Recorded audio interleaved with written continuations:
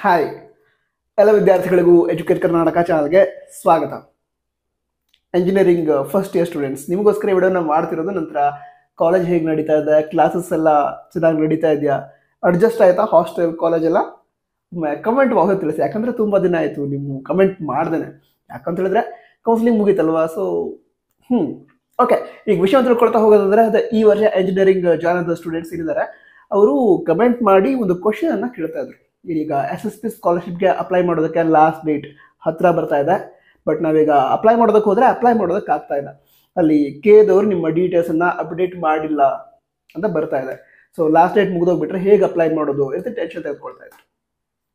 Tension ತೆಗೆದುಕೊಳ್ಳೋ ಅವಶ್ಯಕತೆ ಇಲ್ಲ. ಯಾಕಂತ ಹೇಳಿದ್ರೆ ನಿಮ್ಮ ಕ್ಯಾಟಗರಿ ಯಾವುದೇ ಇರಲಿ, ಅಂದರೆ SC ST OBC ಯಾವುದೇ ಕ್ಯಾಟಗರಿ ಆಗಿರಲಿ, ಈಗ SSP ಸ್ಕಾಲರ್ಶಿಪ್ಗೆ ಅಪ್ಲೈ ಮಾಡೋದಕ್ಕೆ ನಿಮಗೆ ಆಗ್ತಾ ಇಲ್ಲ. ಕಾರಣ ಏನು? ಕೇಳಿದವರು ನಿಮ್ಮ ಡೀಟೇಲ್ಸ್ ಏನಿದೆ ಅದು ಸ್ಕಾಲರ್ಶಿಪ್ ಡಿಪಾರ್ಟ್ಮೆಂಟ್ ಅವರಿಗೆ ನೀಡಿಲ್ಲ. ಹೀಗೆ ಇದೆ ಅಂತ ಹೇಳಿದ್ರೆ ಲಾಸ್ಟ್ ಡೇಟ್ ಏನಿದೆ ಅದನ್ನು ಎಕ್ಸ್ಟೆಂಡ್ ಮಾಡ್ತಾರೆ. ಓಕೆನಾ? ಸೊ ಟೆನ್ಷನ್ ಮಾಡ್ಕೊಳ್ಳೋ ಅವಶ್ಯಕತೆ ಇಲ್ಲ. ನೀವೇನು ಮಾಡಿ ಅಂತ ಹೇಳಿದ್ರೆ ಚೆಕ್ ಮಾಡ್ತಾರೆ ಅಪ್ಲೈ ಮಾಡೋದಕ್ಕೆ ಆಗ್ತಾ ಇದೆಯಾ ಅಂತ. ಈಗ ಕೇಳಿದವರು ನಿಮ್ಮ ಡೀಟೇಲ್ಸನ್ನು ಅಪ್ಡೇಟ್ ಮಾಡಿದ ತಕ್ಷಣ ನಿಮಗೆ ಇಲ್ಲಿ ಅಪ್ಲೈ ಮಾಡೋದಕ್ಕೂ ಕೂಡ ಆಗುತ್ತೆ. ಅಕಸ್ಮಾತಾಗಿ ಕೇಳಿದವರು ಡೀಟೇಲ್ಸನ್ನು ನೀಡೋದಕ್ಕೆ ಲೇಟ್ ಮಾಡಿದರೆ ಲಾಸ್ಟ್ ಡೇಟ್ ಎಕ್ಸ್ಟೆಂಡ್ ಆಗುತ್ತೆ.